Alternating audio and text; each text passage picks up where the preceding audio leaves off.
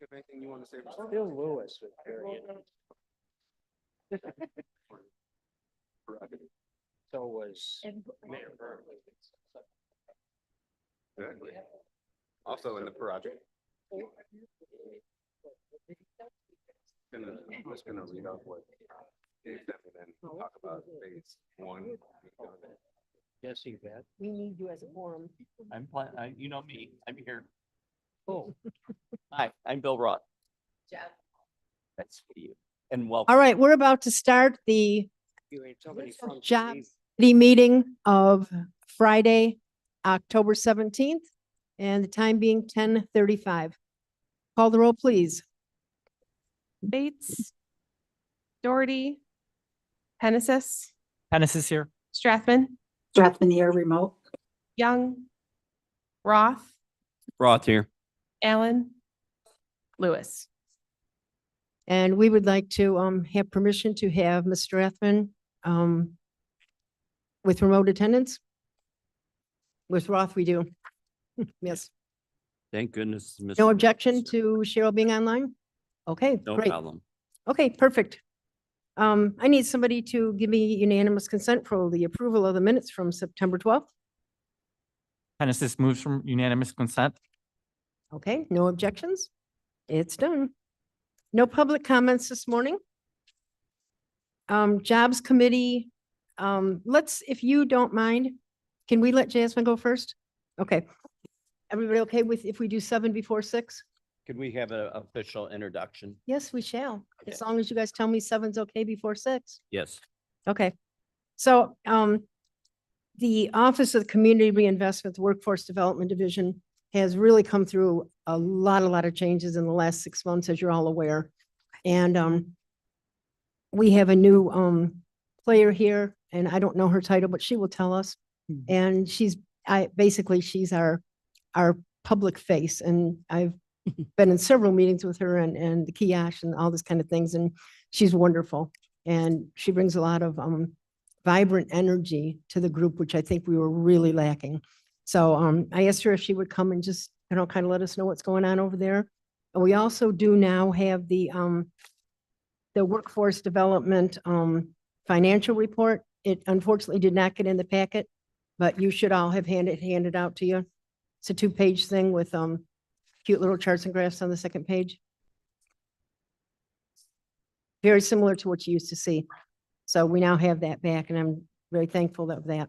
So anyway, Jasmine, if you would give us your title and then take it away. Okay. Good morning, everyone. Thank you for having me, and thank you for the beautiful introduction. As mentioned, my name is Jasmine Walker, and I'm the new Workforce Board Manager. I've been with the team for about 4 months now. And I'm really excited to share some updates about what's going on in workforce development and some recent outcomes, and let you all know the direction that we're headed in.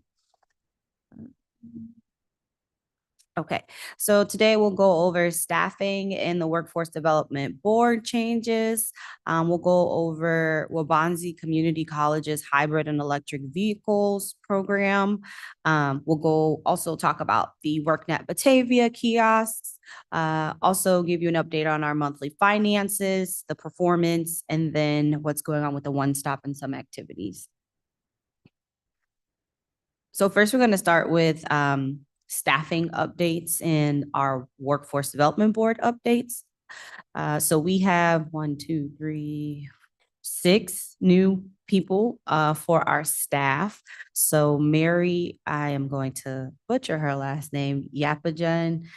She was previously the business services manager, is now the assistant director. Myself as the workforce board manager. We have Kim Stuber, who is a fiscal manager, Tasha Miles Cash as the one-stop manager, and then Avani Dahani as an accountant. I did find out this morning that the director has accepted and been selected, and that person will start mid-November. And that announcement and introduction will come from Madam Chair in a little bit. We also have 6 new people on the Workforce Development Board with 5 of them being in business, representing different businesses. And this is really great because we are in compliance as 51% of our board has to be business represented. So first we have John Jonak. He's actually representing he's the regional superintendent for the Kane County Regional Office of Education. He is replacing Dee Oliver, who retired and I believe has moved out of the state. Next, we have Melissa Amadeo coming from DeKalb, and she's the executive director of the DeKalb County Economic Development Corporation. We have Michael Puges, who is representing Kendall County, and he is the board chair for the Quad County African American Chamber of Commerce. We have Tiffany Young, who is the director of operations at Northwestern Medicine in Huntley, which is also DeKalb County. We have Kelly Gillespie, who's the owner of Express Pros Staffing, which is also in DeKalb. And last but not least, we have Michael Cocott, who is the vice president of operations at Northwestern Medicine, Valley West, and Sandwich. So we're really excited. Kendall? You know, he's actually DeKalb. I think they have multiple offices, but this particular office is on the DeKalb side. I know that DeKalb and Kendall are pretty close. They share a lot of land.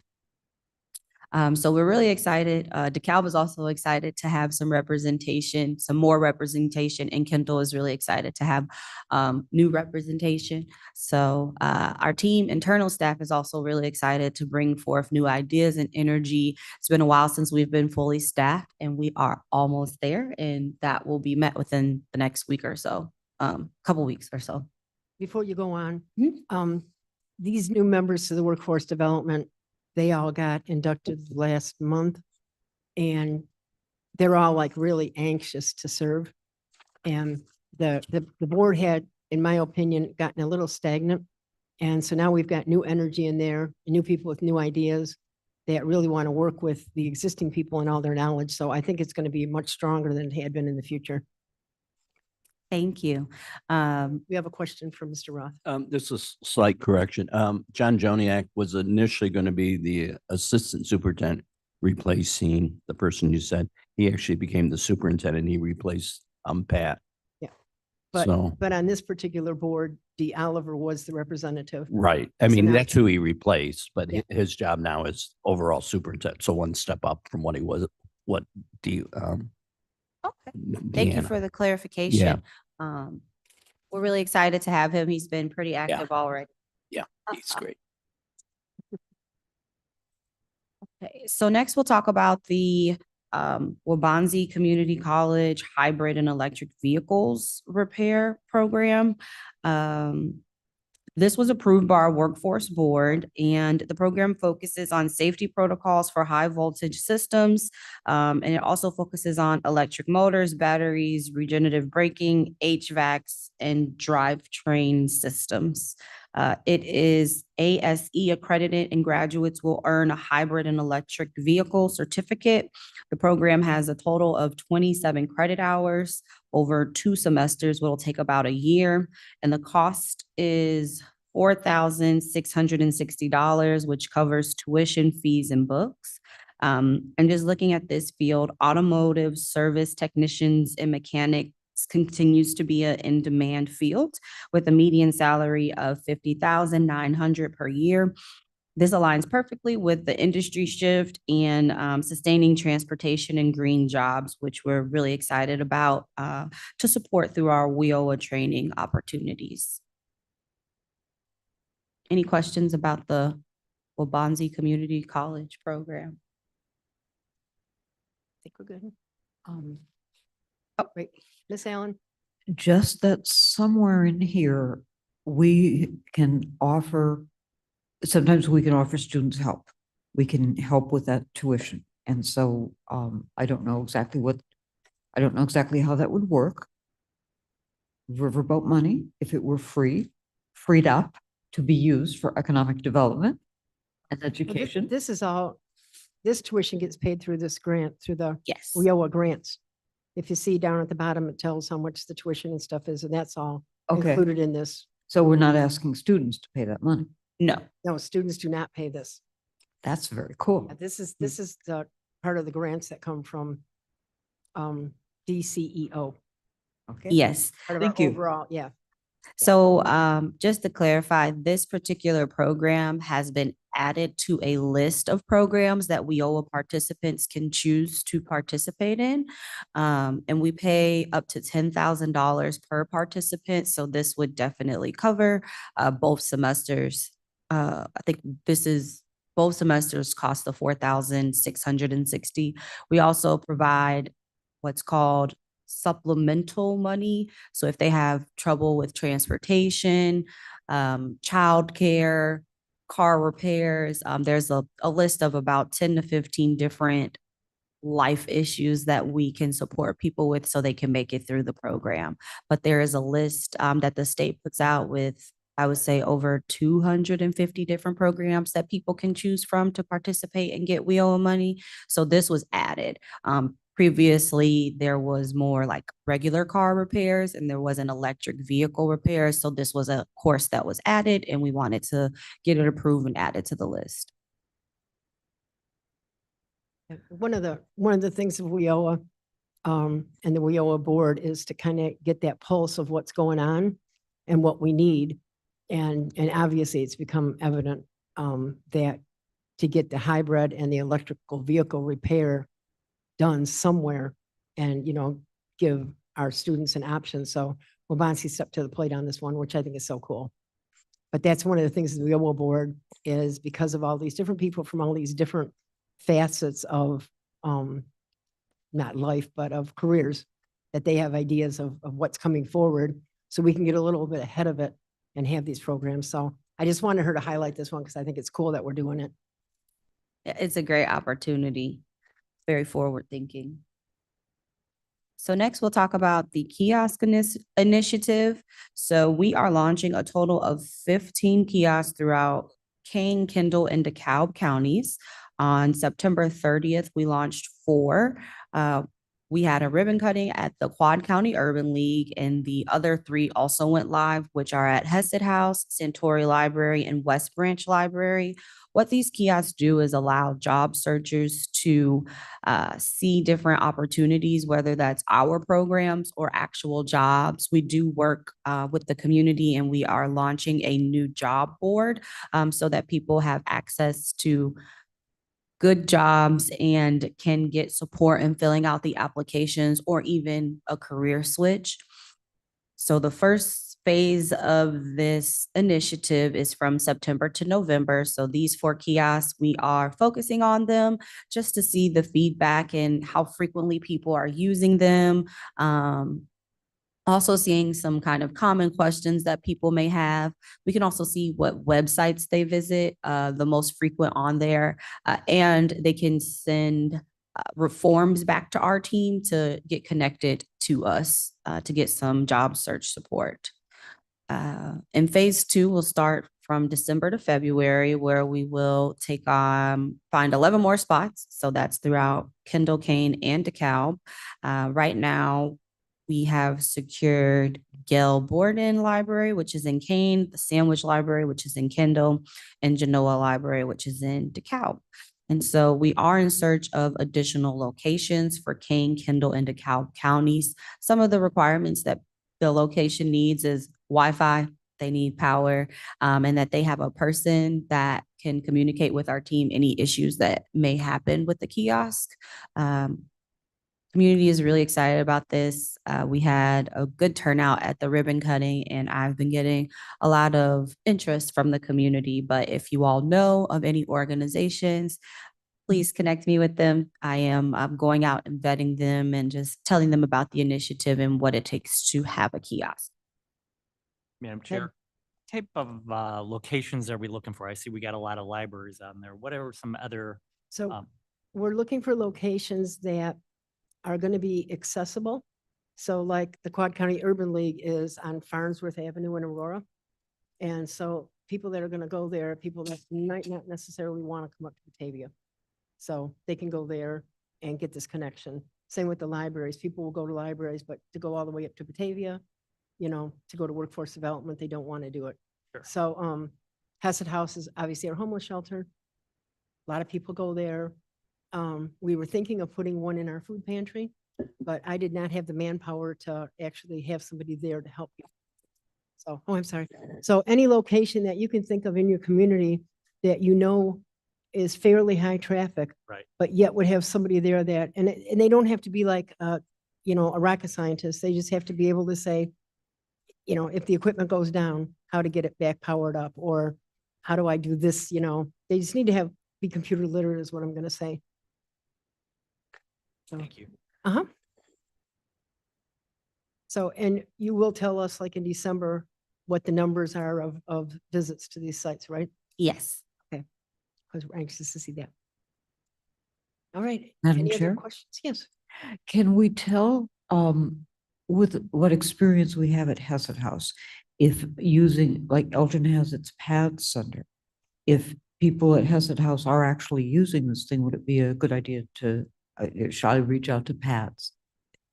I just, Yeah, no, I Can think see as that. long as pads, and I apologize because I haven't been there, as long as they have somebody, like at Hassett House, they have a whole, what they call a comprehensive area where they help people fill out their SNAP benefits and fill out all their different forms for things and even legal. So they have this whole other area for that. So if pads has somebody, it would be a perfect place. As long as they have somebody that, you know, it could even be the person that does the intake, you know, or different things like that. But yeah, that would be a great idea. So if you want to follow up and check that out, that'd be awesome. At the end of the presentation, Jasmine will have her contact information, or you can get a hold of me. Yes. So if you all have any recommendations, please let me know and put me in contact with the person and we can have a conversation about the requirements and make sure they feel comfortable taking on the responsibility. Okay, next we're talking about the monthly finances. I did put all the charts in here, so we will go by them one by one, even though you don't have the, or do they have? We the- do, we got the hard Okay, copies. you have it. Awesome. Thanks to Chris. So as of June 30th, 2025, we served a total of 786 participants, achieving 90% of our enrollment goal. And the breakdown of this is for adult, there were 374 enrolled, which is 93.5% of the goal. Dislocated workers, we had 225 enrolled, which is 115% of the goal. And for youth, we had 300 enrolled, which is 106 of the goal. In training participation, we're seeing some really strong outcomes with adults at 238 in training, which is 85.8%. Dislocated workers at 141% in training, 141 in training, which is 94%. We have youth with 140 in training, which is 167%. So we are doing well there. Would you explain what the difference between direct training and work-based training is? So direct training is, I'm just making sure I don't confuse them. Sorry. No, it's not even your report. Yeah, so I know work-based training, and forgive me if I misquote any of this. Work-based training is on the job training. And so this would be a participant who does not have to take any additional like courses or anything before they can start working. There may be kind of a hybrid schedule where they may go in 3 days a week actually on the job, and 2 days in a classroom setting to go over the skills that they've seen in the actual workplace. Direct training is if they are taking a course, like the one previously mentioned with Waubonsie Community College. Those are predominantly at the community colleges, and these are more academic based and may teach them the skills in a classroom setting, but they may have a part that is kind of like an internship where they may go out to an employer, but they are there for a short period of time versus the work-based training. They are fully employed and working for the organization already. Thank you. Go ahead. I can remember that we had some programs where if an employer was willing to take someone who was going to need some pretty serious training, I'm guessing the sophisticated machinery and so on, that we were able to subsidize that salary to a certain extent. Like we could toss in the first $20,000 towards that salary so that that would subsidize the person in training until the person in training was actually worth the salary. Yes. And- So we actually got some supplemental funding. So this is funding outside of the WIOA grant that we can use. And we are working actually with one of our board members. I see his face, but I'm blanking on his name. Forgive me for that. It's from Painters Council 30. Brian Dahl. There we go. Brian Dahl. And we put together a program just like that. So in the construction field, he explained that the work is kind of inconsistent, so they don't get 40 hours a week. They do teach them money management, but where we're able to step in is making sure they get 40 hours a week by adding a classroom portion. In addition to that, we will be supplementing for the first year some of that salary that they are receiving, because they identified some high-risk people that will qualify for WIOA, but were kind of in a position where they may drop out of the program that they're already in due to like they can't pay for it or it's not paying them enough because they don't get regular hours. And so we are really excited to, I believe, take on 13 people over a 1-year period. They're in cohorts. That's really valuable information. Thank you. Okay. And then let's see. So our WIOA grant for 25 is $9.3 million, which is going to be distributed across adult, dislocated worker, and youth programs. The previous year, our budget was 7 million, like 7.3 million. So we do have a significant increase and are figuring out ways to properly obligate that money. So how it works is if we don't spend the money from the state, then they take it back. And so we are working to find ways to have impactful spending, but also expand. So we reached out to some partners to expand contracts and are looking for new opportunities. Any questions about where the finances are? And Kim Stuber is our new finance manager or fiscal manager and can definitely go into more depth and would be happy to speak with you in detail about some things because there are specific ways in which our money has to be spent. Maybe next month, because she's still getting her feet wet. Maybe next month she can either come in person or you guys can do it online. Okay. Okay, that'd be wonderful. But just having these reports back is really nice. So I also wanted to give you a snapshot of our performance for the program year 24.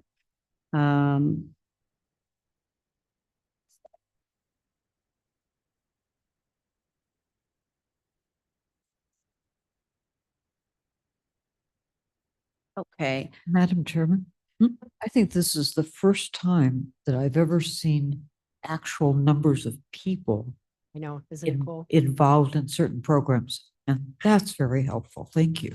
Yes. So this does, thank you, break down how many participants we have in each program. And there are set percentage goals to meet. So we need 90% of our, like we need 90% of each overall goal of participants in each area.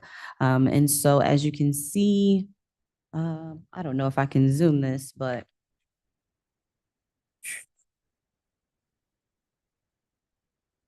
okay, that's okay. I also printed them out for you, but I forgot to. I think you can see it pretty well. Yeah, I could see.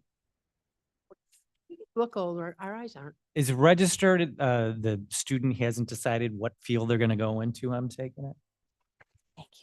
Um, Thank you, Chris. registered, let me And the see. bottom, on the bottom there, you've got, truck driving, IT management combined, which is obviously they're doing more than one major per se. And then registered, they just haven't decided yet, right? Correct, where they may be receiving like general education requirements rather than being in an actual kind of program. And that is representing our top 5 funded trainings. And so a lot of times people need professional skills rather than being in any particular, I would say, career path. There's some pre-work that they may need to do. They also may need like language courses so that they can have a better understanding when they are taking any course for any particular field. Makes sense?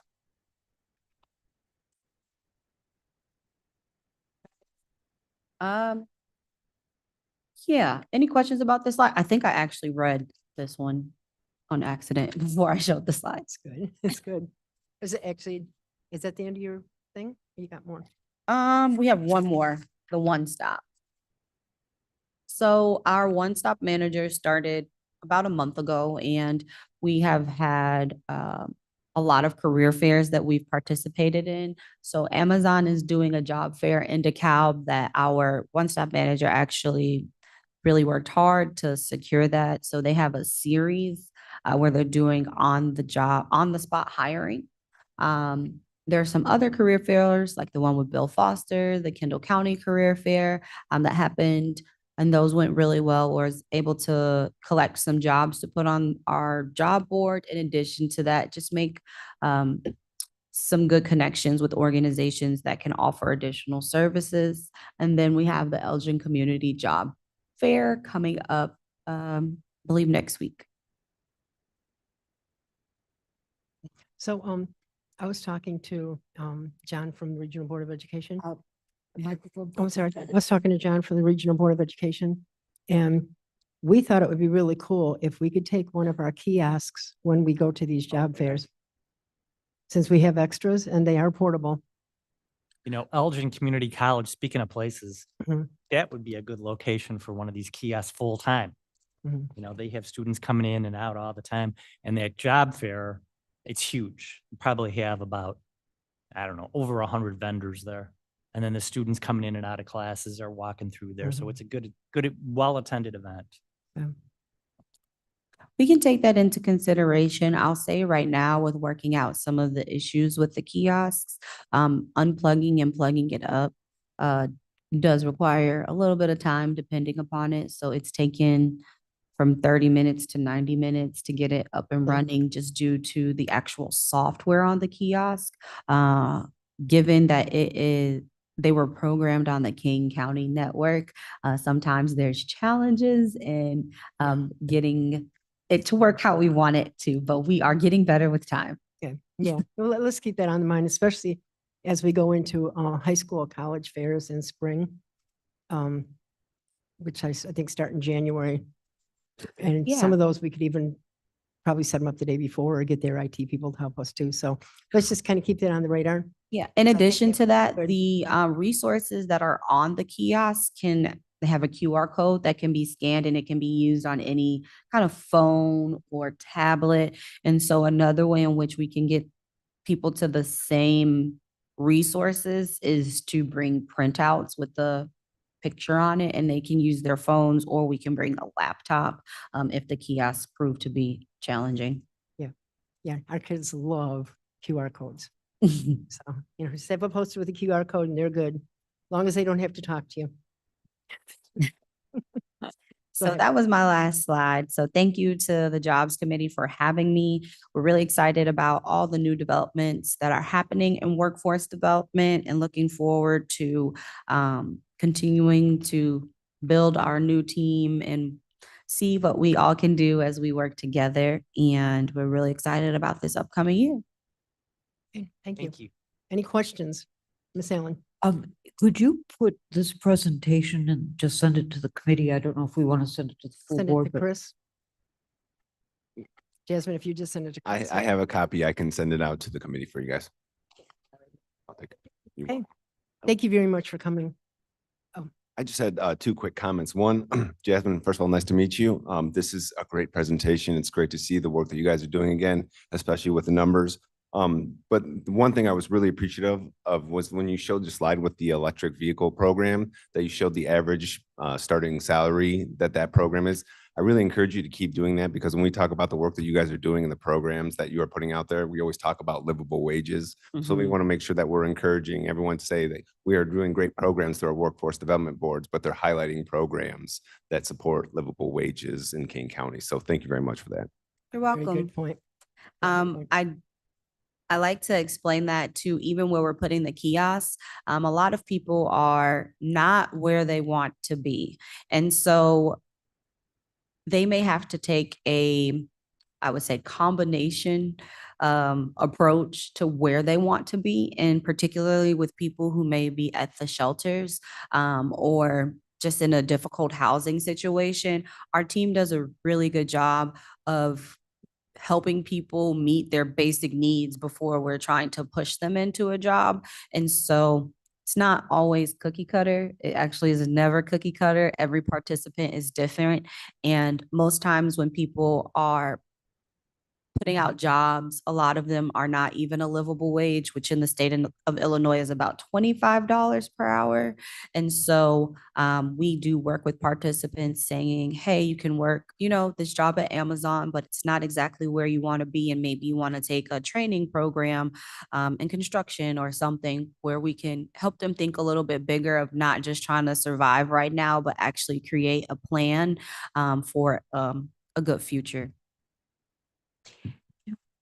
Miss Allen. I don't know if this is, I'm just going to throw this out here.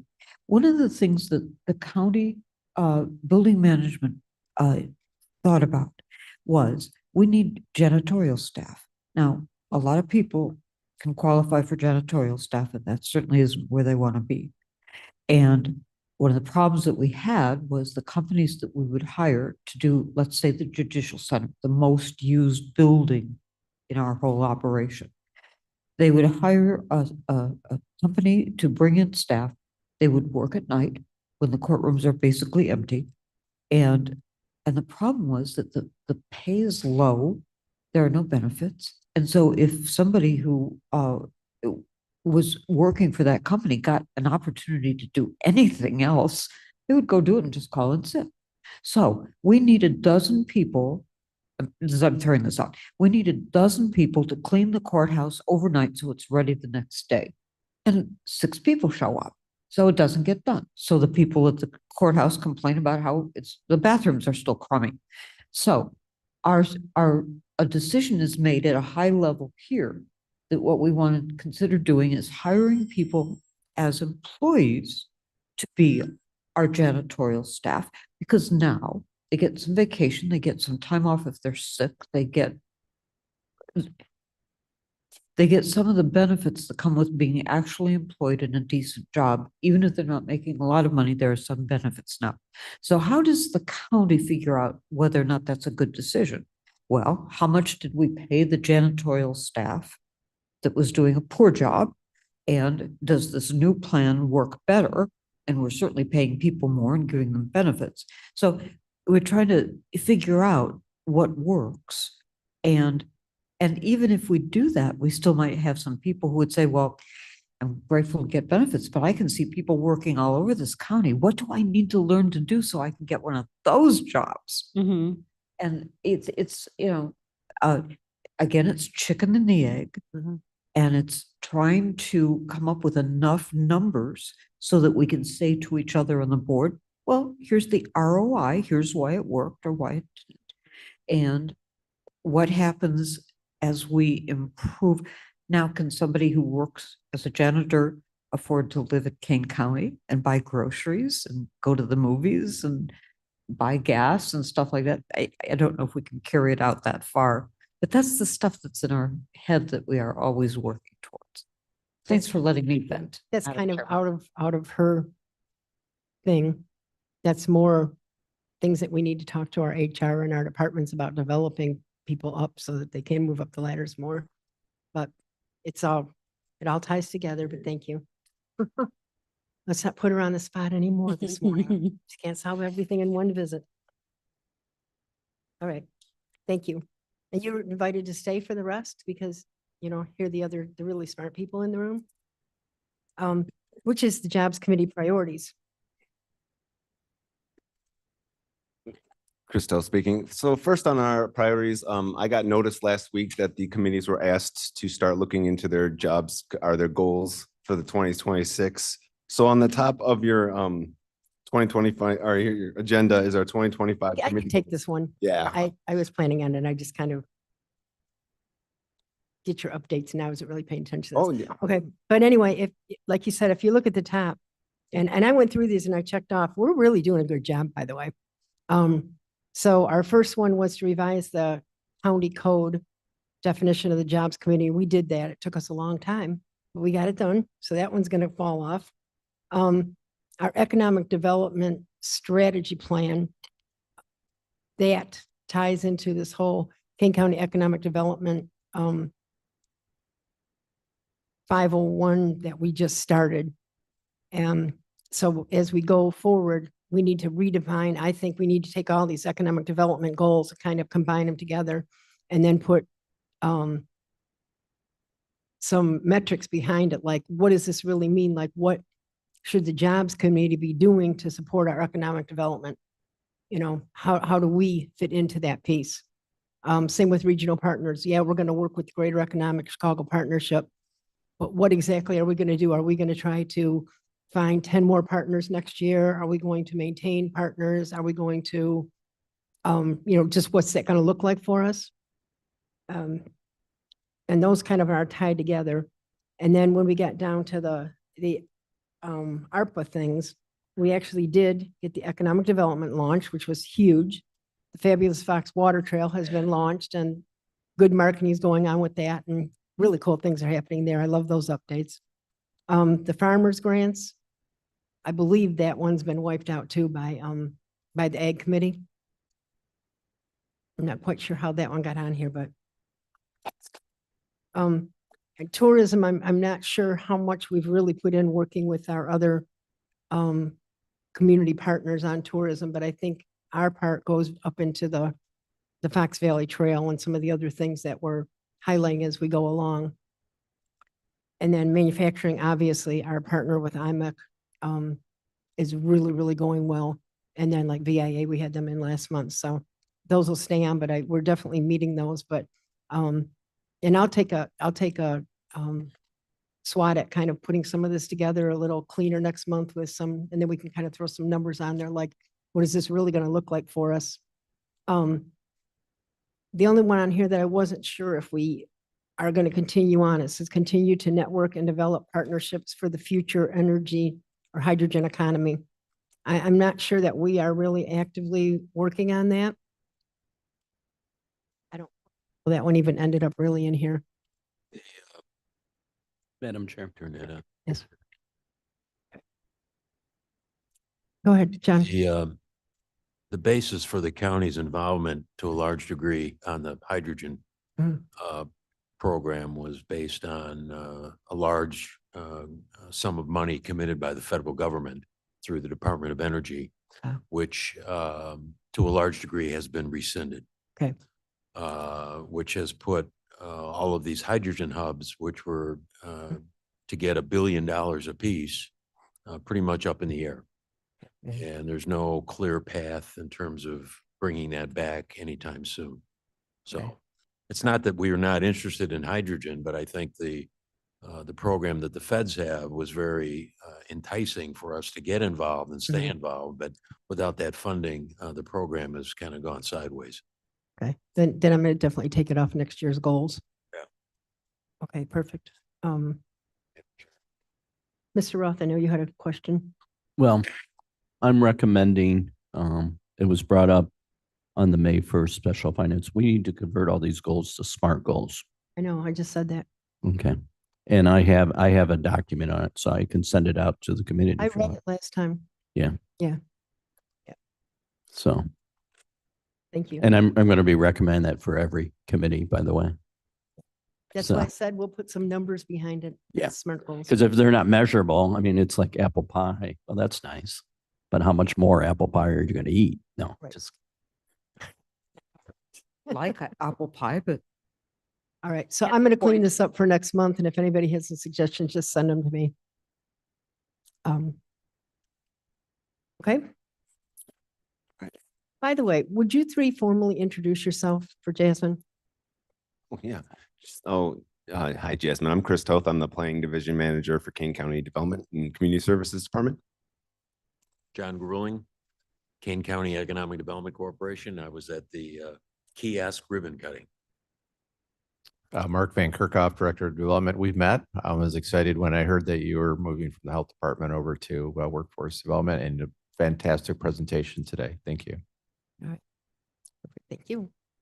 All right, Awesome. So just a couple quick updates. Excuse me. A couple quick updates for me before I hand off the mic. I passed out a copy of the Illinois Investment Guide to everyone. This is a yearly publication put on by Conway. We have purchased a half-page ad on page 73. That is ours. The other Kane County community represented in this is the Village of Sugar Grove. So this is an optional thing that communities and organizations throughout the state put their advertisements in, as well as just the articles about what's going on with the current developments in Illinois. So I have extra copies of these out the wazoo. If you ever need more, if you want to hand some out to constituents, I'm always willing and able to bring them to you or to share them or however I can. So please keep that in mind. But with that, I'll just move on to the next thing. one quick question. Please. You said Kane's on 73. What page is Sugar Grove on? 87. Thank you, Chris. might I suggest, um, put a few of these, excuse me just a minute, put a few of these in the back on the table. Because we always have our audience during the week, and they're always very interested in all the businesses that are coming and leaving Illinois. And a few of them will want to pick this up and look at it, because it is very good. Good. Ms. Helen? Chris, can I just ask who designed this? Because it looks great. So we have placed a number of ads in the past, and in this particular version, it's sort of a compilation of graphics that we used in the Y Kane website, but we also worked with Conway's in-house graphic designer, kind of came with the cost of the ad, that they did some design, and John had good input, Chris. So that's how that was developed.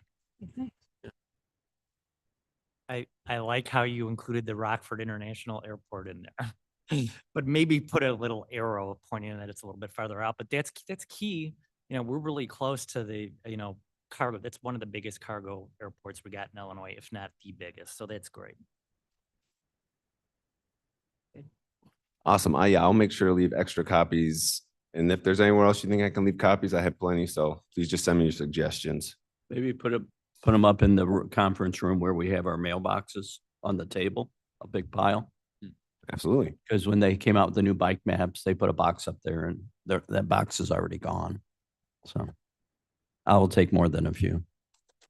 Please do. But if you put them up there, people go up, those that from the board that do go up to check their mail, you'll see them. Absolutely.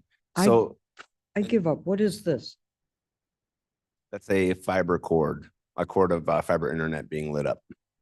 Thank you. You're welcome. Have we also offered these to like the public libraries?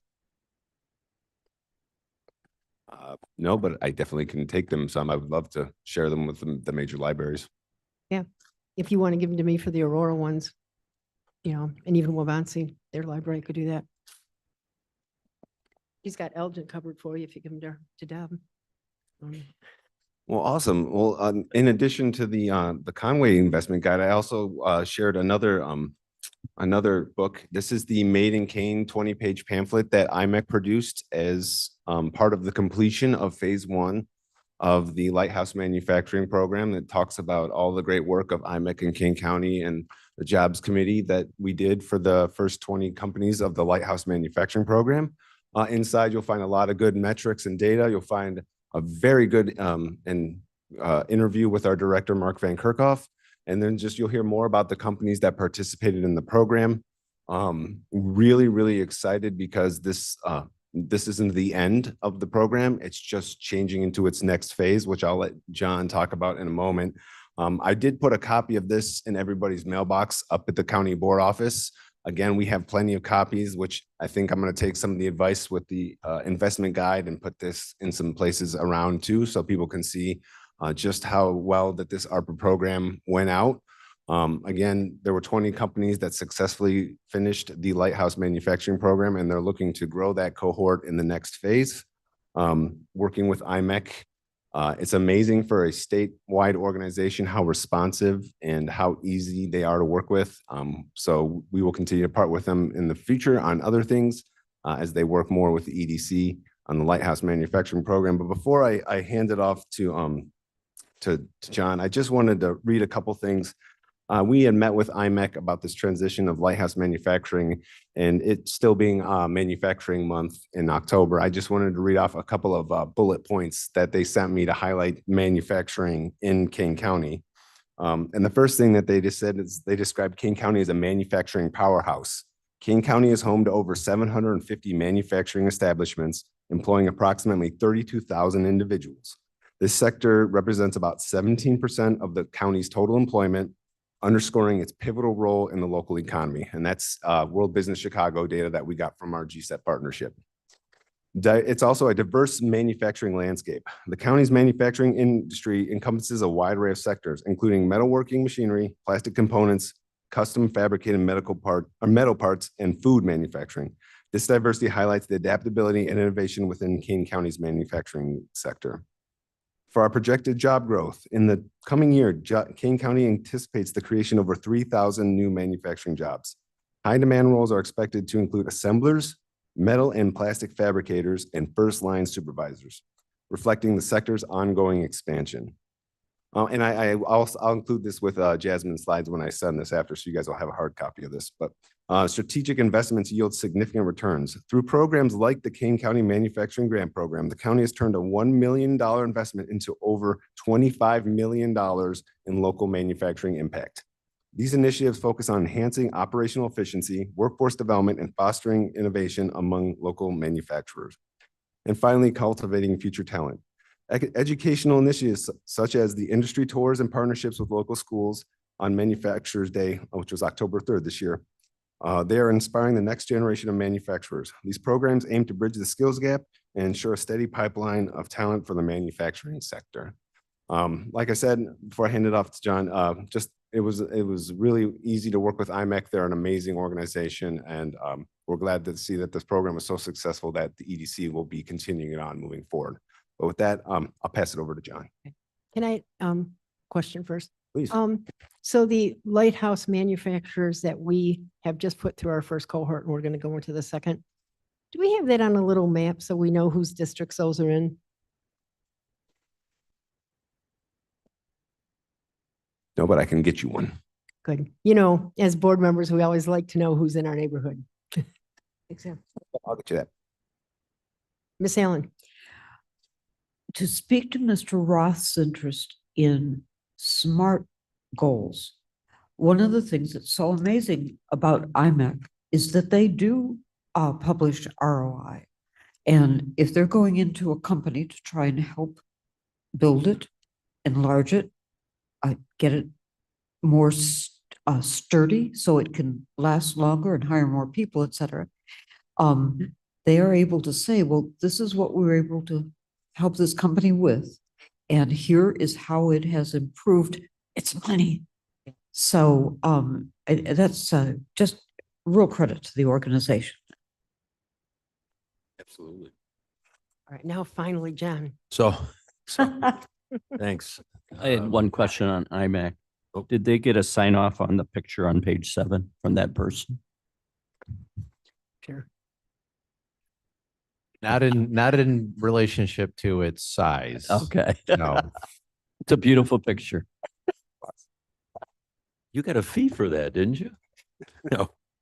So Proud the- of all the things you do. The, so. the good news is, phase one was so successful, the Kane County Economic Development Corporation has entered into a second agreement with IMEC for, I guess we can call it phase two of the Manufacturing Lighthouse Program.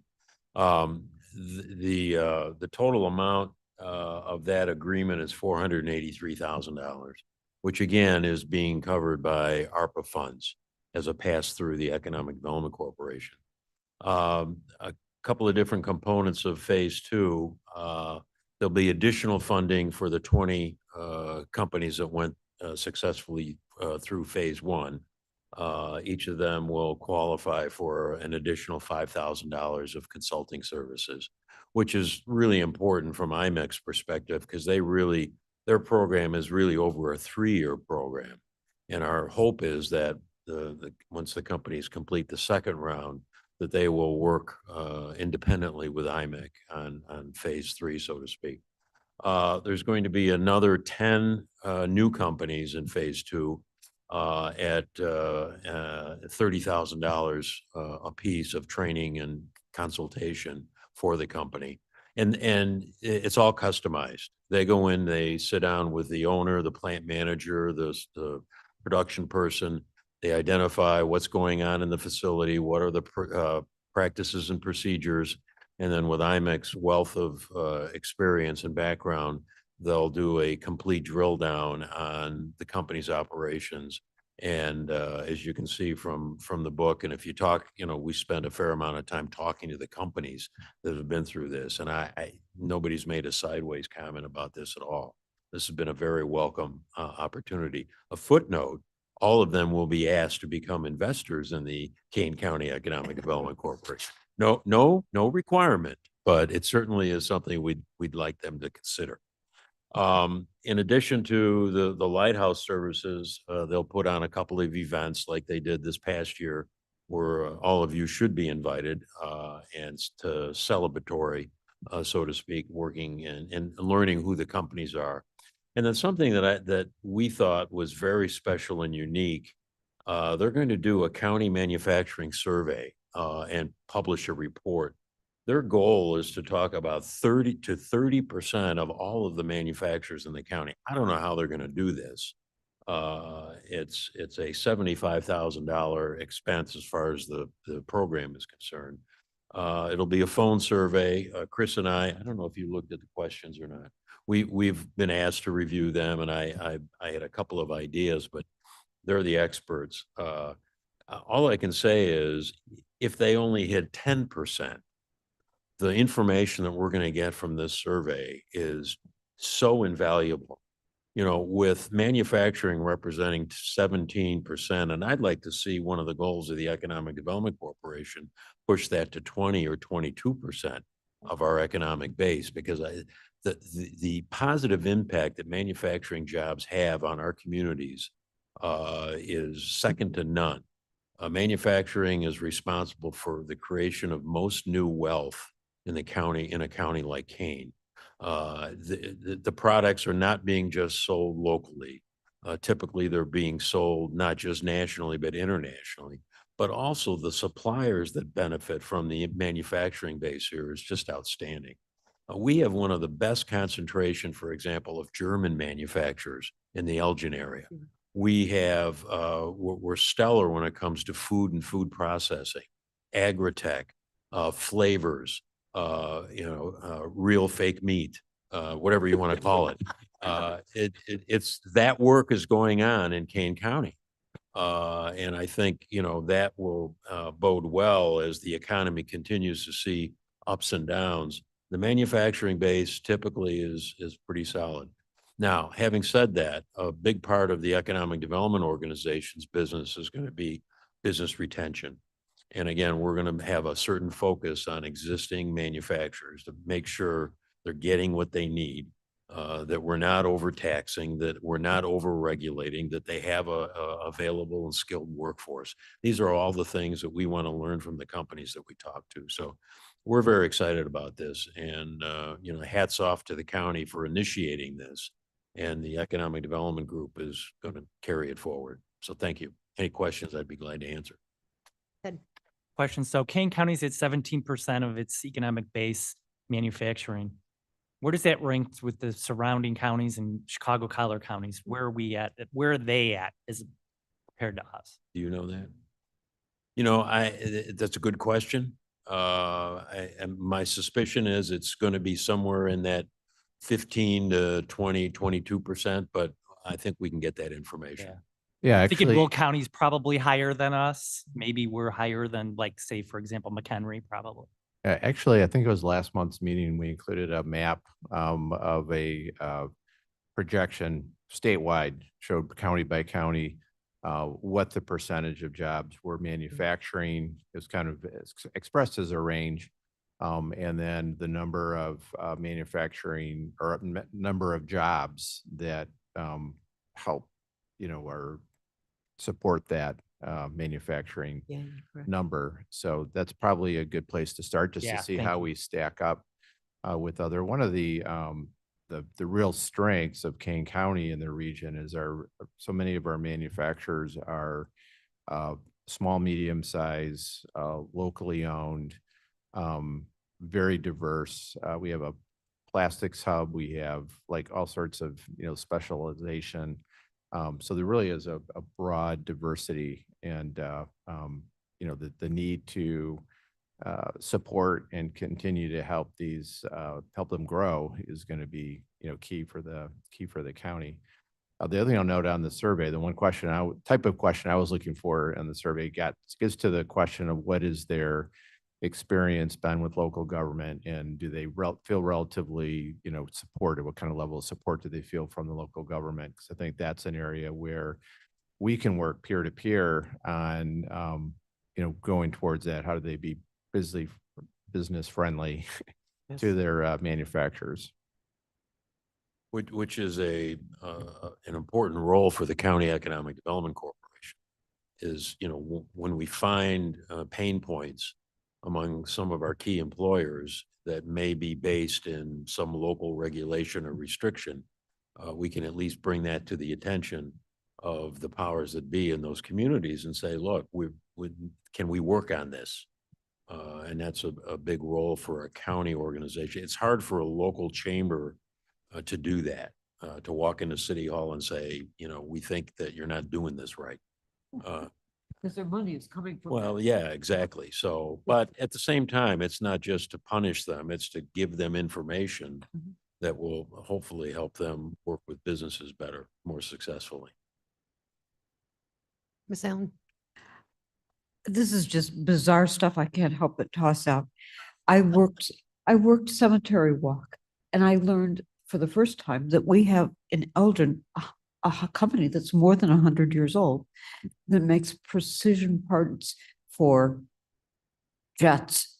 Well, they started out with cars 100 years ago, cars and jets and boats and trains and just everything. And it's 100 years of finely produced metal pieces, parts. What's the name of the company? It's called something like Elgin Machine Works. Oh, okay. And it started, the reason it was interesting was that our theme this year had to do with transportation Mhm. and roads. And this company got 16 cars into what's the Indiana race? The Indy 500. Mhm. Got 16 cars over 10 years as the first marketing idea. The idea is that if I have a race car that's winning races or at least being prominent in races, the parts for that vehicle will catch the attention of people who need parts, and they'll come to my company. How Mhm. cool is that? Yeah, it is. It's very cool. And then the other thing I wanted to mention was, Anita, if I'm not mistaken, you have manufacturers talking to your kids, your high school kids, all the time about the Yeah. possibilities of getting. Can you talk about that for a minute?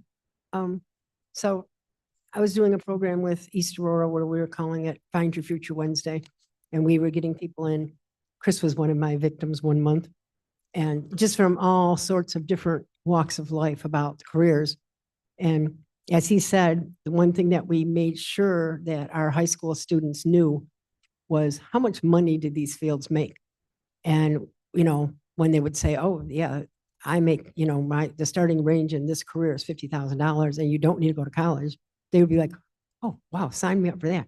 So it was really eye-opening to our high school students, and still is when we bring in particularly manufacturers, because people still think that manufacturing is grubby and grimy and nasty and low life. And if your dad works in a factory, oh my gosh, not so at all. So part of that is our still continued education to let people know that these are actually high paying jobs, great benefits, and they're clean. You know, they are very clean places. So that's one of the cool things about the manufacturing tours that they do. Everybody goes through there and goes, wait, I had no idea, you know? So yeah, we still need to, and that's one of the things we can do is, you know, continue education on these kind of things. So thank you for asking. Okay, John, sorry, back to you. That's all I have to report. I'll just a quick update on the Economic Development Corporation. After this meeting, I'm going down to the new offices in Batavia, and they're like really close. I don't know. We should have when we get some furniture, we should have a jobs committee meeting in the new location. Oh, and that'll make everybody jealous. Yes, absolutely. Yes. So, but things are going well. We've got the marketing program underway. The organization has decided to hire the campaign consultant that did the feasibility study to go out and start knocking on doors and asking for investment. So everything's pretty much on track. Awesome. When will the logo be unveiled? We had that conversation yesterday with the consultant. We're going to talk about that at the board meeting on Monday, week from Okay. Monday. Okay, soon you guys It'll will be see the soon. new It'll logo. be soon. Very cool. Mark, do you have anything? No, other than I'll just add one piece of the report from IMEX work with the ARPA funds that the county board allocated to them. One was a pipeline program, and they made a pivot, you know, midstream, because they were not getting as much interest as we thought or hoped. They were initially doing some outreach and seminars to try to get employers aware of and interested in how to employ persons of different abilities. So we pivoted and we got them connected with the Fabricator Manufacturers Association, whose national headquarters is in Elgin. One of the things they do is sponsor manufacturing camps all over the country, including in the last 3 or 4 years, they've developed manufacturing camps for people of all abilities. So we got them partnered up with Parents Alliance Employment Project, who also happens to be one of our WIOA funders through Project Search at Delaware Hospital, to do one of the camps, and also Little Friends located in, I think, Warrenville, to do that. They're servicing more and more young people from Kane County. So that was also just a tremendous win, and we hope to continue to see those organizations, you know, continue to provide young adults who are wanting to work and can contribute and fill jobs that are needed for our manufacturers and other businesses. Awesome. Yeah, that's cool. Anything else that anybody has? Mr. Roth? I would like to see that we every month have a quick report on unemployment at the national, state, and county. You know, it's kind of like I'm trying to think of the term I want to use. And there may be other information we want to have too, basically a dashboard. We should have a monthly dashboard. And I don't know if there's some website we could put that on too. And then we could just bring up the website or a copy of the website. I think it's critical. We're just aware of where unemployment. I think it's pretty low. And I know last year, Kane was higher by a noticeable amount. And I don't think that's true now, but. Illinois. And I is think always we higher. just got to get in the habit of just Illinois- making that a Illinois dashboard. Unemployment rate is always higher, so it wouldn't be. Well, surprising. last year it wasn't. Kane was higher. Well, hopefully the government's going to be open. We have those numbers. Well, Well, yeah, I mean, that may give Chris an excuse. Yeah, I Shut think- I down, they're think not we could published. add that and probably a dashboard, maybe even dashboard through the WIOA. I'm not, the workforce development side, maybe even, because that kind of fits into that, but we can talk about that later. And John, that was a good suggestion on that one goal, because that was a smart goal. It's measurable. Yes. All right, I just want to, one thing before we close, if any of you are not on LinkedIn, or if you are on LinkedIn, our buddy Chris manages our group called Y Kane. And it's amazing because we sit here in a lot of meetings and we do Kane County Connect and all that, but he always comes up with things that are going on that I didn't know about. Him and Mark Van Kerkhoff are both really big contributors. So it's called Y Kane. It's very much worth going into LinkedIn and subscribing to so you get their updates. So it's my plug. So don't stop doing it. All right. If nobody has anything else, then we got a couple last minutes of business, no new business. I don't have any special comments because I'm commenting all along. I need somebody to ask to replace the reports on file. I ask for unanimous consent, please. Okay. No objections, so please. No executive session. And lastly, motion to adjourn, please. Roth will make a motion to adjourn. Would you like to second? Likes doing it. I know. Would you like to second? Second, please. Okay, we are.